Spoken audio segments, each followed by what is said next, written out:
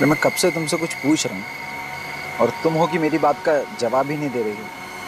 क्योंकि मैं नाराज हूँ तुमसे। तुम्हारी इस नाराजगी की वजह जान सकता हूँ? शादी में कितने लोग मेरी तारीफ कर रहे थे कि मैं सुंदर लग रही हूँ, मैं अच्छी लग रही हूँ। और तुम हो, तुम्हारे पास तो 2 शब्द तक नहीं है ना अपनी बीवी के तारीफ में। भाई, तारीफ उसकी की जाती है जिसकी खूबसूरती शब्दों में बयान की जा सके, और तुम्हारी तारीफ के लिए मुझे शब्द ही नहीं मिलते।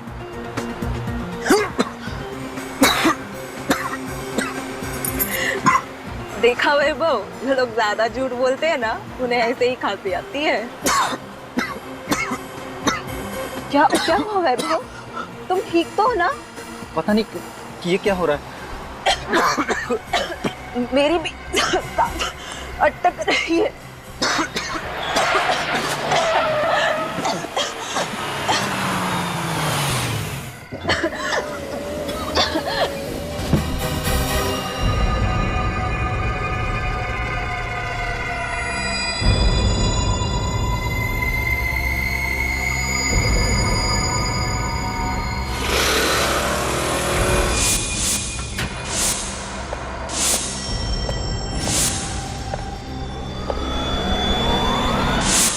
अभिजीत, 25 और 26 को सिंगापुर में क्रिमिनल साइकोलॉजी पर एक बहुत बड़ी कॉन्फ्रेंस है। मैं चाहता हूं कि तुम और दया वहां होकर आओ। Morning sir. मॉर्निंग। तुम दोनों इतनी जल्दी सुबह सुबह? सर मैं तो बस अभी अभी आई, पर पंकज शायद कुछ ज्यादा ही जल्दी आ गए हैं। अच्छा। सर मुझे थोड़ा जल्दी घर जाना है। नहीं नहीं, काम करो, जाओ थोड़ी जल्दी। लैपटॉप कर। पंकज क्यों आया था इतनी जल्दी? क्या कर रहा था वो? सर एक्चुअली जब मैं ब्यूरो में आई तब मैंने देखा कि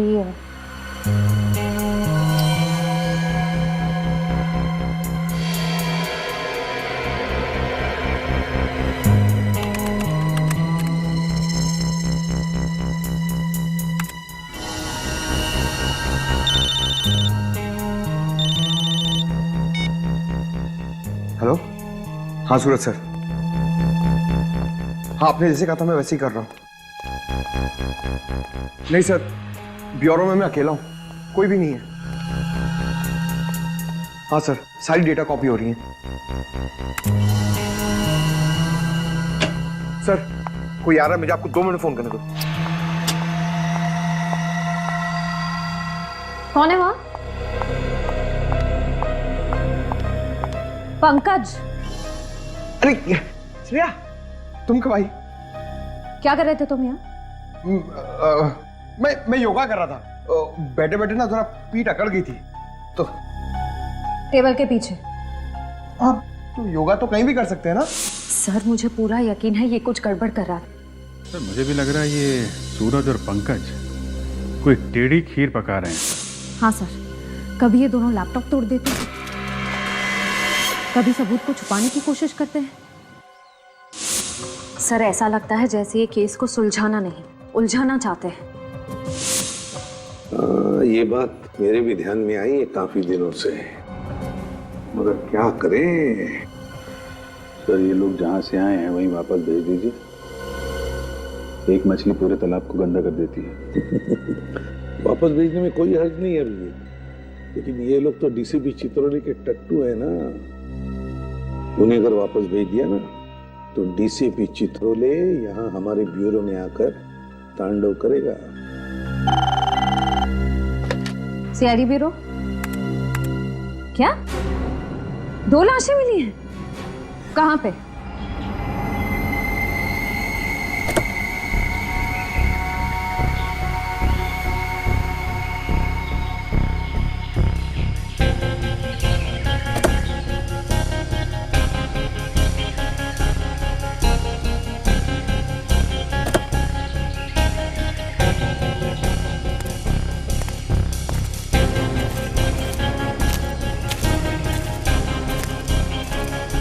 तो तुम लोग श्याम नगर का रास्ता पूछ रहे थे?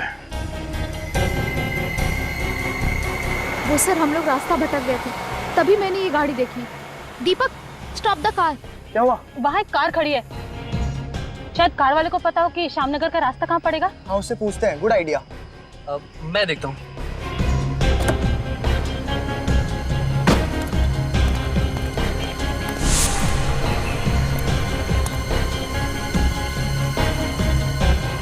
भाई साहब ये श्यामनगर का रास्ता किधर होगा? हेलो भाई साहब, hello. Oh my God guys, क्या हुआ?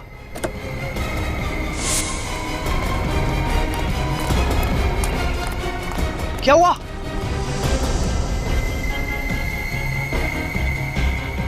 दो लाशें देखकर हमारे तो होश ही उड़ गए।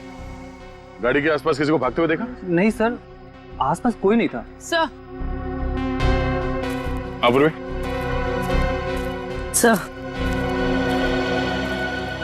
सर इसके कान पे ये जो निशान है, लगता है किसी ने ईयररिंग खींच के निकाला है। सर इसके गले पर भी एक निशान है।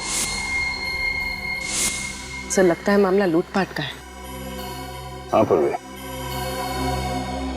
सर ये गहने वगैरह शरीर के ऊपर के हिस्से से गायब है। ये पैर में बिच्छू और पायल वैसे के वैसे ही है। मतलब खूनी गाड़ी के खिड़की से उसने इस जुर्म को अंजाम दिया है। सर इन दोनों हस्बैंड वाइफ ने कितने सपने देखे होंगे सर एक दूसरे के साथ अपने भविष्य के लिए, और किसी खूनी ने सिर्फ चोरी करने के लिए इन दोनों को मार दिया। खूनी तुम्हारी तरह भावुक नहीं होते पंकज, वो सिर्फ अपना सोचते हैं, दूसरों का नहीं। इस शरीर पे कहीं भी चोट या जख्म का कोई निशान नहीं है।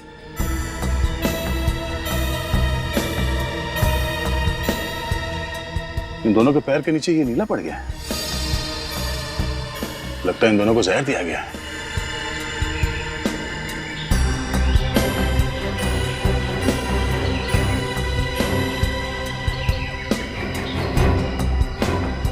सर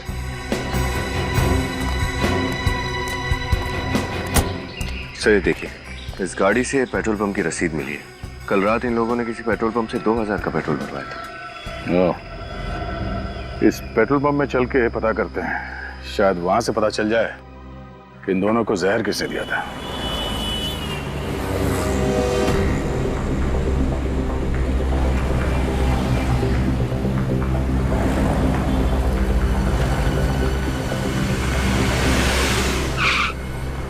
बोलो साहब कितने का डालूं?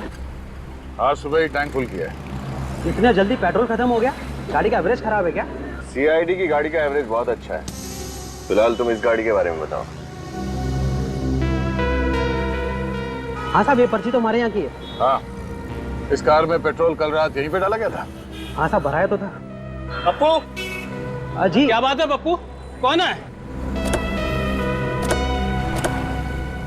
साहब ये लोग CID से किसी कार के बारे में पूछ रहे हैं। CID? क्या बात है सर, कुछ प्रॉब्लम है क्या? बहुत बड़ी प्रॉब्लम है।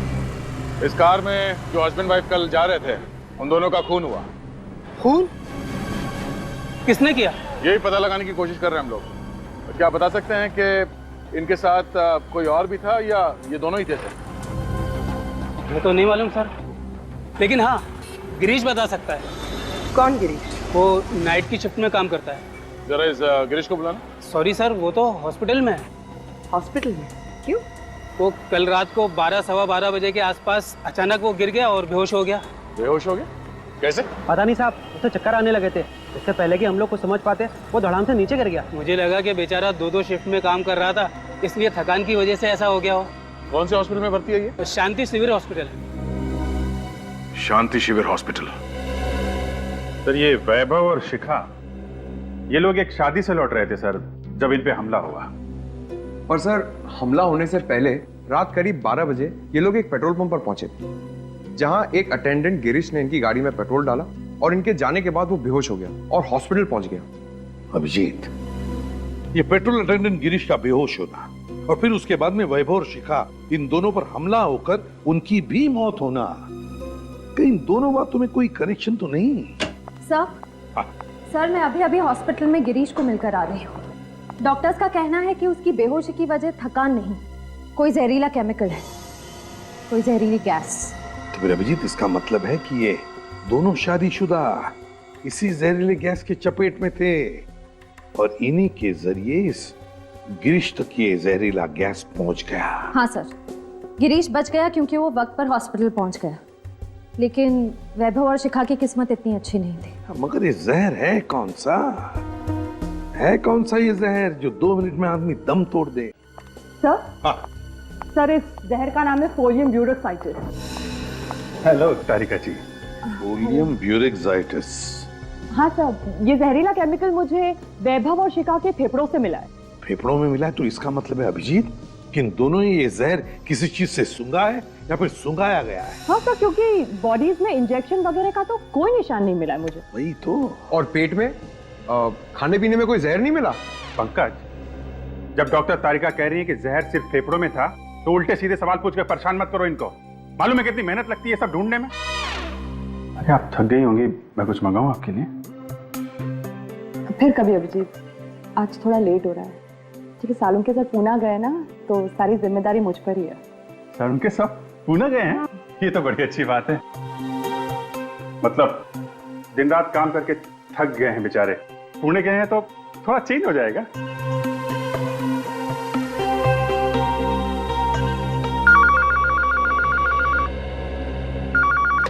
हेलो, 2 खून कहाँ पे?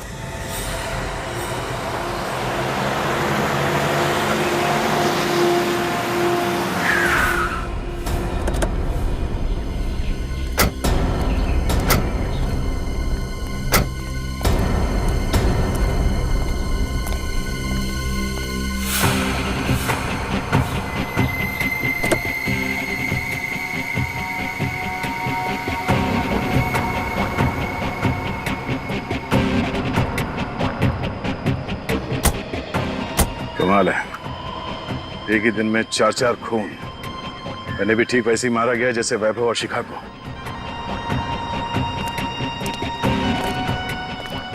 तुमने फोन किया था? मैं जी हाँ सर, मैंने फ़ोन किया था। क्या हुआ था यहाँ पे? सुबह सुबह काम पे जा रहा था, गाड़ी को देखकर शक सा हुआ। झांक कर देखा तो दोनों मरे पड़े थे। यहीं पे रहते? हाँ सर। ठीक है, जाओ। सर, इस खूनी को जल्दी से पकड़ना होगा सर, कहीं और मासूमों की जान ना चली जाए। सर, खूनी उन्हीं लोगों पे हमला करता है जो लोग देर रात शादी से घर लौट रहे होते हैं, क्योंकि शादी में अक्सर लोग कीमती गहने वगैरह पहन के जाते हैं। सर, मुझे ऐसा लगता है कि ये खूनी जरूर शादी के खाने में जहर मिलाता होगा। नहीं पंकज, डॉक्टर तारिका ने बताया कि वैभव और शिखा के फेफड़ों में जहर मिला था, तो हो सकता है इन्हें भी जहर सुंघाया गया हो। या फिर सर शादी से निकलने के बाद रास्ते में ये लोग कहीं रुके हों और वहीं इन्हें जहर दे दिया गया। हो सकता है वीरेन। ये क्या? जीपीएस सिस्टम वो भी ऑन है। अब पता चल जाएगा ये जहर इन दोनों को कब और कहां दिया गया था। वो कैसे सर? पंकज, ये जीपीएस टेक्निक लोग गाड़ी चलाते वक्त इस्तेमाल करते हैं ये जानने के लिए कि मंजिल तक पहुंचने के लिए कौन सा रास्ता सबसे अच्छा है, कहां पे कम ट्रैफिक होता है। इस जीपीएस सिस्टम से हमें ये तो पता चल ही जाएगा कि ये गाड़ी इस रास्ते पे आई कहां से और ये कहीं पे रुकी थी या नहीं। सर? हाँ सर, जीपीएस कंपनी से उस दूसरे कपल की कार का रिकॉर्ड मिल गया। चलो दिखाओ जल्दी।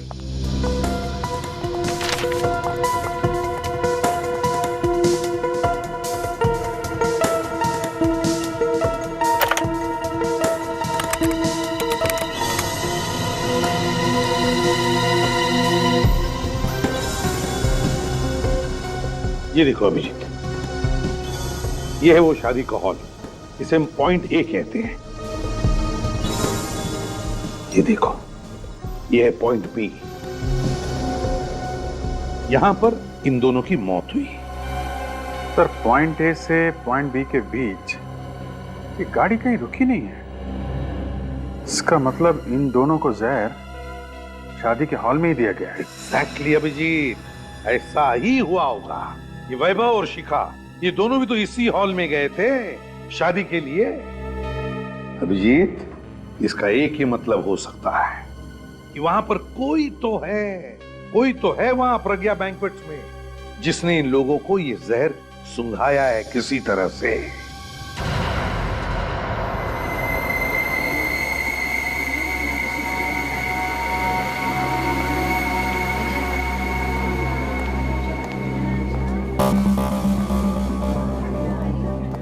आसपास नजर रखना।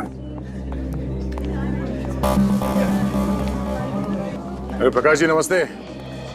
ओ आइए सर, हम कब से आप ही का इंतजार कर रहे थे। कैसे हैं आप परेशान क्यों लग रहा है? सर आज मेरे इकलौते बेटे की शादी है और उसमें आप ये सीआईडी वालों की तहकीकात बड़ी टेंशन हो रही है सर। आप चिंता मत कीजिए, कुछ नहीं होगा। फिर भी सर डर तो लगा हुआ है ना। निश्चिंत रहिए आप, कुछ नहीं होगा, हम लोग हैं ना। और आपके सहयोग से ही आपके एक मेहमान की जान बचा पाएंगे आप। जी सर।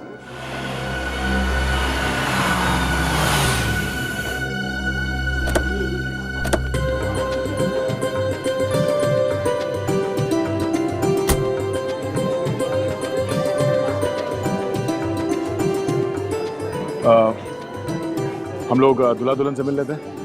नमस्ते। बधाई हो कुमार साहब। आइए आइए ऋषभ जी, रचना जी वेलकम। Thank you. बेटे की शादी बहुत बहुत मुबारक। धन्यवाद जी, आप अपना कीमती वक्त निकाल कर यहाँ पर आए, हमारे लिए तो ये बड़े सम्मान की बात है। अरे कुमार साहब आते कैसे नहीं, शादी जैसे बंधन में इंसान रोज रोज थोड़ी फंसता है ना? अच्छा, खूब समझ रही हूँ आप क्या कहना चाह रहे हो। अब चले, दूल्हा दुल्हन से नहीं मिलना है? चलिए प्लीज। नमस्ते साहब। नमस्ते मैम साहब।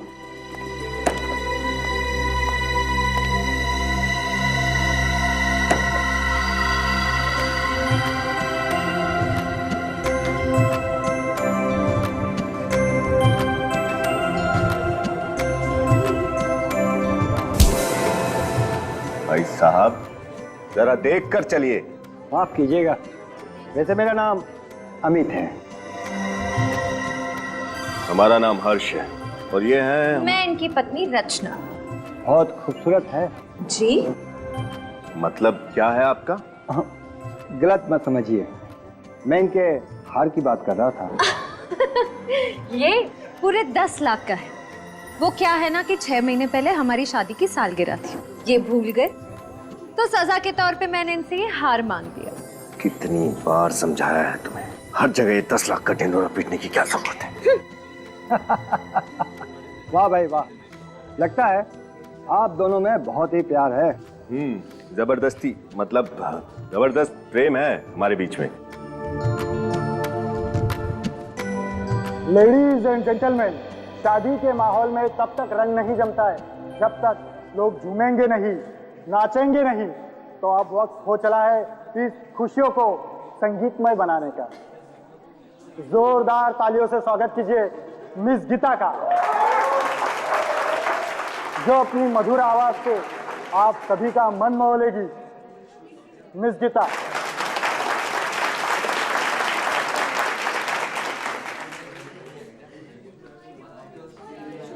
ये लीजिए। सॉरी साहब, दिखाई नहीं देगा तुम्हें? हाँ सब पी के घूम रहे हो क्या यहाँ? जिसे देखो हमसे आगे टकरा रहा है यहाँ। अरे वो जहरीला केमिकल इन फूलों में तो नहीं है? ये सब गलती होगी साहब। क्या किया ये? साहब मैंने जानबूझ के नहीं किया साहब। गलती हुई है, जानबूझ के किया पता चल जाएगा। जहरीले फूलों से लोगों की जान लेता तू, हाँ? और फिर उन्हें लूटता है। साहब आप कैसी बात कर रहे हैं साहब, मैं वेटर हूँ सर, मैं खूनी नहीं हूँ साहब। चुप रेडी, इसे ब्यूरो लेके जाओ, अच्छी तरह से खातिरदारी करो इसकी। रेडी, चलो हॉस्पिटल चलते हैं। चल तेरा खेल खत्म, चल। साहब मेरी बात का यकीन करो, मैंने कुछ भी नहीं किया साहब। ये सब क्या था कुमार जी? कुछ नहीं, अब सब ठीक हो जाएगा।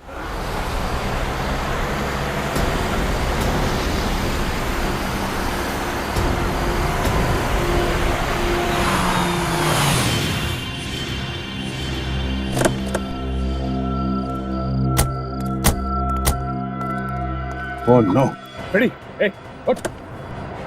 सर निखिल, तुम दोनों को जल्दी हॉस्पिटल ले जाना पड़ेगा। निकालो नहीं। सर। डॉक्टर साहब, अब कैसी तबीयत है फ्रेडी और उस वेटर राजू की? इन्होंने शायद कोई जहरीली गैस सूंघ ली थी जिसकी वजह से वो बेहोश हो गए, लेकिन अभी वो खतरे से बाहर है। हम फ्रेडी से मिल सकते हैं? देखिए फिलहाल वो होश में नहीं है। मैंने उन दोनों को नींद का इंजेक्शन दिया है, दोपहर तक होश आ जाएगा। ठीक है डॉक्टर, थैंक यू। सर जरूर ही वही जहरीली गैस है जिससे उन शादीशुदा जोड़ों को मारा जा रहा है। हाँ निखिल, मगर डॉक्टर तारिका ने तो कहा कि जो फूल श्रेया और विनीत पे गिरा था उसमें कोई जहरीला केमिकल नहीं था। इसका मतलब है वो जहरीला केमिकल उस गाड़ी में ही था। लेकिन सर उस गाड़ी की चाबी हमने किसी भी बैंक्वेट के स्टाफ मेंबर को नहीं दी थी, तो फिर? अब इन सारे सवालों का जवाब उस गाड़ी से ही मिलेगा।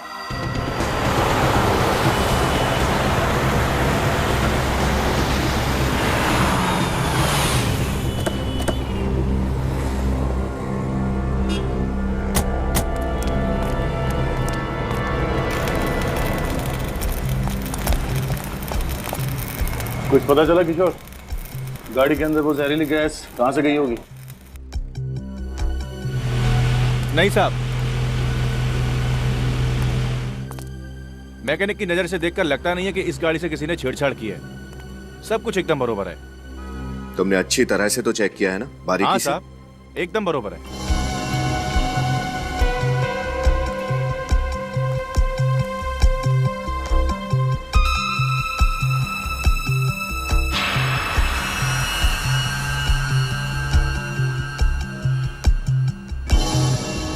सफेद क्या है किशोर, कुछ लगा है क्या? नहीं साहब, मैंने तो सिर्फ गाड़ी चेक करी है। तो मेटल पाउडर जैसा कुछ है।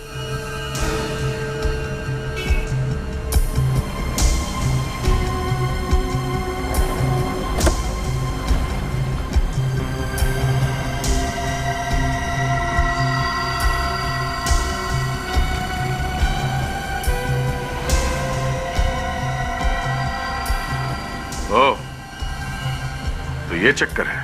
क्या है सर? देखो, खुद ही देख लो।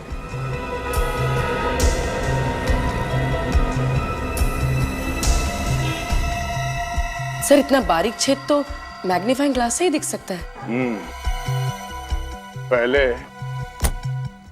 पहले यहाँ दरवाजे पे किसी ने ड्रिल मशीन से छेद किया और फिर उस छेद के जरिए अंदर वो जहरीली गैस डाल दी गई। लेकिन सर ये ड्रिल मशीन तो बिजली से ही चलती है ना? अगर उसने ड्रिल मशीन का कनेक्शन किसी और वायर के थ्रू कहीं किया होगा तो किसी ने तो उसे देख ही लिया होगा। ये भी तो हो सकता है कि ड्रिल मशीन बिजली से नहीं बल्कि बैटरी से चलती है। सब कुछ पोर्टेबल है।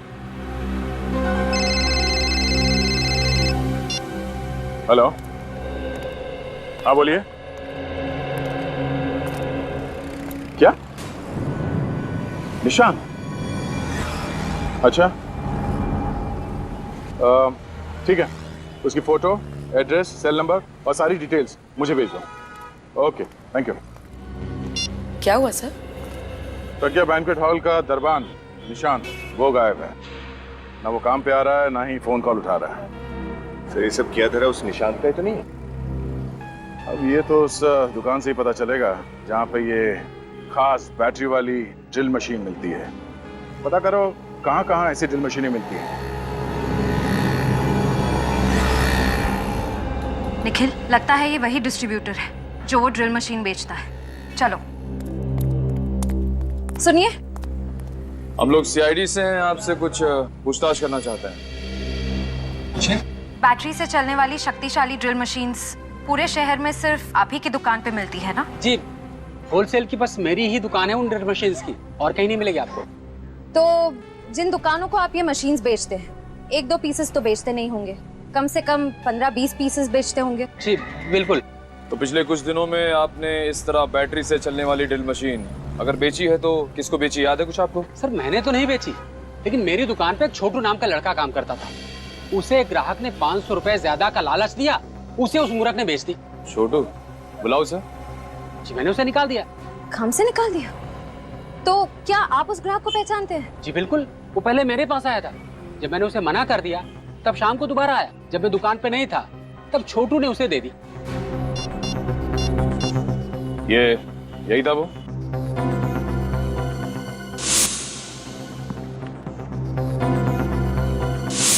हाँ यही तो है वो। मतलब निशान ही वो है जो एक के बाद एक खून किए जा रहा है।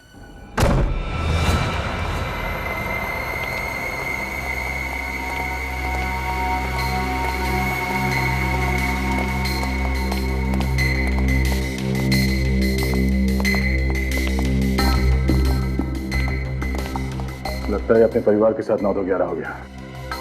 तलाशी लो घर की अच्छी तरह से।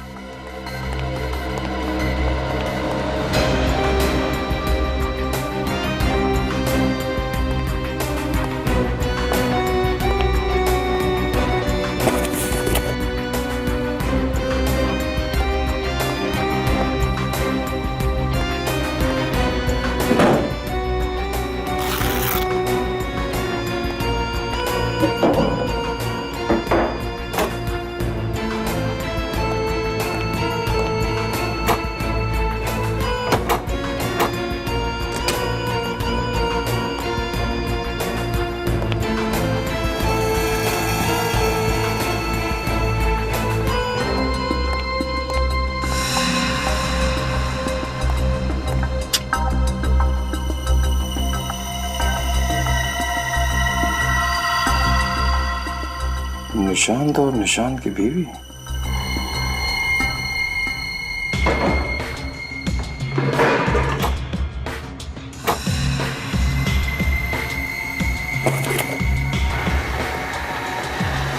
ये है वो पोर्टेबल ड्रिल मशीन जिसे उस कार के दरवाजे पे छेद किया गया। सर। हाँ विनीत। सर ये देखिए, नई वॉशिंग मशीन, नया टीवी और सारा नया नया सामान खरीदा है इस निशांत ने।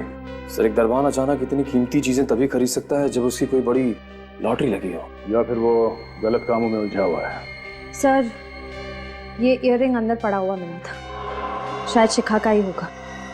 लगता है निशांत घाई घाई में सामान पैक करते समय ये इयररिंग पैक करना भूल गया। हाँ सर, मुझे लगता है शादी के हॉल में हमें देखकर उसकी हालत पतली हो गई, अपना सारा नया सामान छोड़कर यहाँ से रफू चक्कर हो गया हो। उड़ उड़ के कबूतर कहाँ तक उड़ेगा। एक काम करो, मोबाइल कंपनी से पता करो कि ये कबूतर इस वक्त कहाँ है।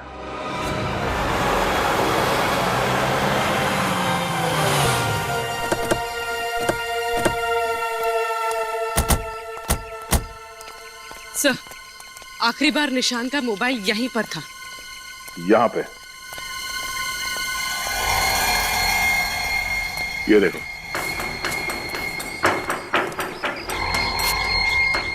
मोबाइल तोड़ दिया गया है, इसमें तो सिम कार्ड भी नहीं है।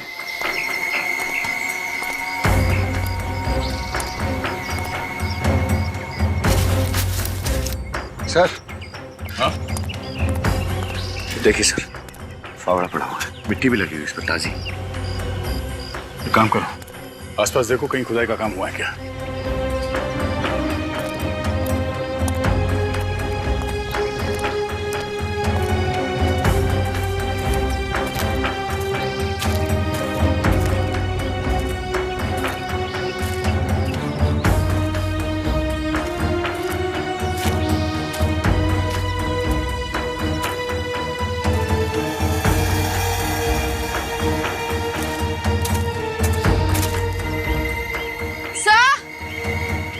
हाँ?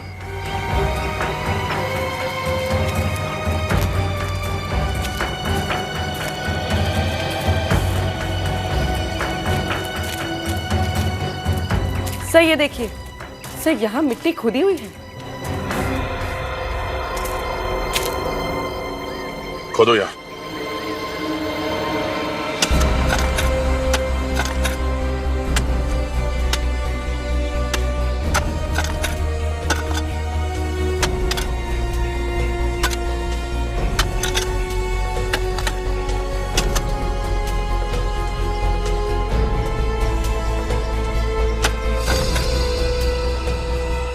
सर।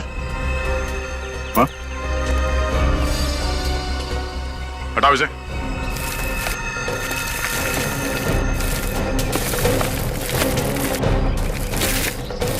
एक मिनट, लाश है, बाहर निकालो उसे।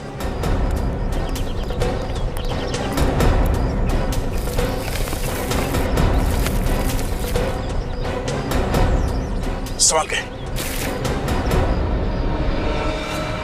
सर ये निशांत है। निशांत? सर, इस केस से तो मेरा सर चकरा गया। अब इस निशांत को किसने मारा होगा? उसी ने जिसने ये सारे खून किए हैं और चोरियां की हैं। उसने इस निशांत का इस्तेमाल किया सिर्फ हमें गुमराह करने के लिए। हाँ, तारिका क्या पता चला इनके बारे में? सर मुझे 2 बातें पता चली है जो आप लोगों को खूनी के काफी करीब ले जा सकती है। अच्छा, वो क्या? तो ये देखिए, इसके गले पे ये खरोचों के निशान जो शायद खूनी के साथ हाथापाई की वजह से हो गए हो। सर, उस जंगल में जहाँ पे हमें निशांत की बॉडी मिली थी, वहां पे हमें निशांत का टूटा हुआ मोबाइल भी मिला था। कहीं इस हाथापाई की वजह से तो वो नहीं टूटा? हो सकता है, मगर ये खरोचों हमें खूनी तक कैसे पहुंचाएंगी? क्योंकि सर इन खरोचों से ये पता चल रहा है कि खूनी कोई लड़का नहीं बल्कि एक लड़की है। लड़की है? वो कैसे? सर इन खरोचों के अंदर मुझे नेल पॉलिश के ट्रेसेस कुछ अंश मिले, और सिर्फ इतना ही नहीं, निशांत के नाखूनों में मुझे चमड़ी मिली है जिसकी डीएनए रिपोर्ट भी यही बता रही है कि खूनी एक लड़की है। नेल पॉलिश की ट्रेसेस मिले, और दूसरी बात क्या है? वो ये कि इसे भी वही जहरीला केमिकल दिया गया था जिससे उन शादीशुदा जोड़ों का खून किया गया था। मतलब इस सारे के पीछे एक ही औरत है, एक ही औरत जिसने वो सबूत भी निशांत के घर में रखे और फिर इसे जंगल में बुलाकर मार डाला। और ये सारा का सारा काम इतनी सफाई के साथ किया कि पूरा शक निशांत पे जाए। सर हो सकता है इस निशांत की बीवी उसी औरत के कब्जे में हो सकता है श्रेया, हो सकता है। और हो ना हो, ये कोई औरत ही है, उस होटल की स्टाफ मेंबर जिसने सारा खेल रचाया है। सचिन, काम करो, प्रज्ञा बैंक्वेट में फोन करके पता लगाओ क्या कोई स्टाफ मेंबर है, कोई औरत जो छुट्टी पर है किसी कारण।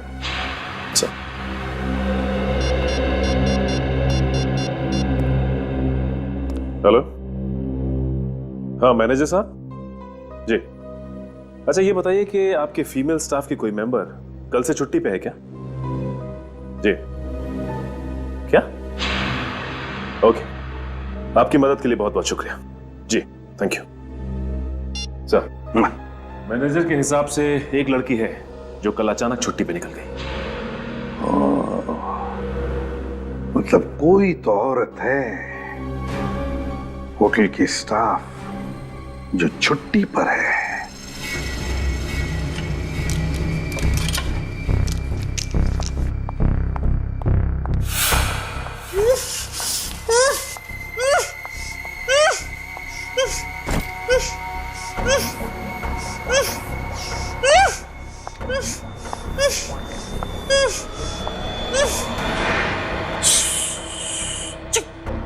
एकदम चुप।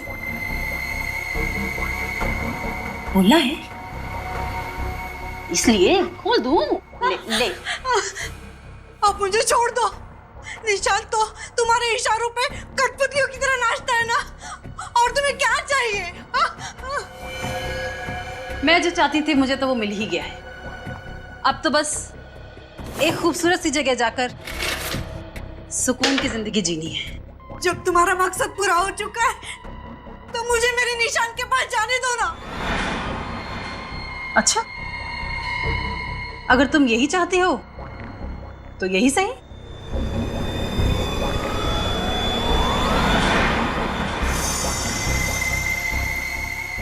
ये क्या कर रही हो? ये क्या कर रही हो तुम? वही जो तू चाहती है। निशांत के पास जाना है ना तुझे? निशांत? कहाँ गया मेरा निशांत? क्या किया तुमने निशांत के साथ? मार डाला मैंने उसे। नहीं, ऐसे नहीं हो सकता, ऐसा नहीं हो सकता। ये सच नहीं है ना? हाँ, नहीं नहीं नहीं, मत करो ऐसे। नहीं, मत करो ऐसे, मत करो ऐसे, मत करो तुम।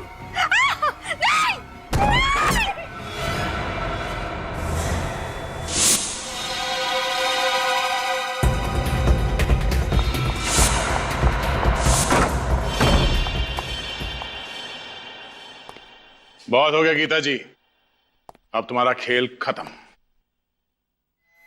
खेल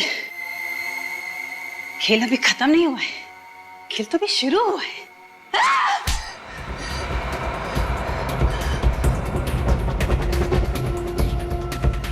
बहुत शौक चढ़ा है ना खेल खेलने का। हाँ, मैंने ही किया है ये सब। इन सभी हत्याओं के पीछे मेरा ही हाथ है, क्योंकि मैं सोना लूटना चाहती थी, अमीर बनना चाहती थी। अमीर बनने के लिए, पैसा पाने के लिए 5-5 खून किए तुमने, हैं? क्या यही एक रास्ता था तुम्हारे पास अमीर बनने का? ऐसा नहीं है सर कि मैंने शराफत का रास्ता नहीं अपनाया, पर मुझे मिला क्या शराफत और मेहनत के बदले? क्यों, ऐसा क्या हुआ तुम्हारे साथ? एक अमीर इंसान के यहाँ मैं काम करती थी। एक दिन उसके यहाँ सोने की चोरी हुई और उसने सारा इल्जाम मुझ पर डाल दिया। वो तो सबूत ना होने की वजह से मैं बच गई, वरना मैं भी जेल में होती इस वक्त। और इसलिए तुमने वो बैंक्वेट हॉल ज्वाइन कर लिया, वहां गाना गाने लगी, ताकि तुम अमीर लोगों पर नजर रख सको और फिर उन्हें अपना शिकार बना सको। हाँ सर, मैं उनमें से अपना शिकार चुनती और निशान को खबर कर देती। जब लोग मेरा गाना सुन रहे होते तब निशांत अपना खेल शुरू करता, मौत का खेल। वो पार्किंग लॉट में जाता और ड्रिल मशीन के जरिए कार में छेद करता।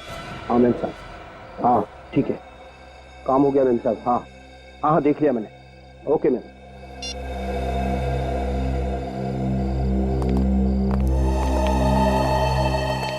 जरा ध्यान रखना, मैं आता हूँ।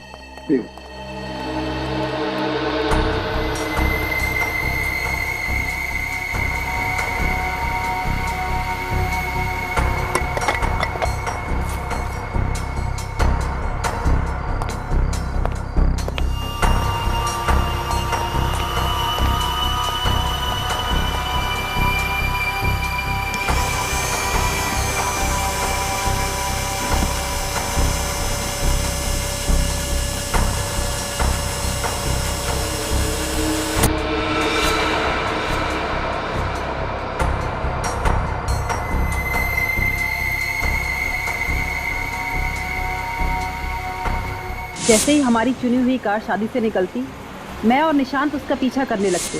जहरीला केमिकल आधे घंटे में अपना असर दिखाता था और कार में बैठे लोगों का दम घुटने लगता। वो लोग खिड़कियां खोल देते ताकि खुली हवा में सांस ले सके, और तब मैं वहां पहुंचकर उनके सारे गहने और जेवर लूट लेती थी। निशांत तो तुम्हारे लिए काम कर रहा था ना, फिर उसे क्यों मारा तुमने? सारा दिमाग मैं लगाती, प्लान मैं बनाती, और आए दिन वो बस अपना हिस्सा बढ़ाने की बात करता। और वैसे भी मैंने तो उसे बस एक जरिए की तरह इस्तेमाल किया, एक मोहरे की तरह, ताकि सीआईडी का शक उस पर जाए। जब मेरा काम खत्म हो गया तो मैंने उसे भी मार दिया।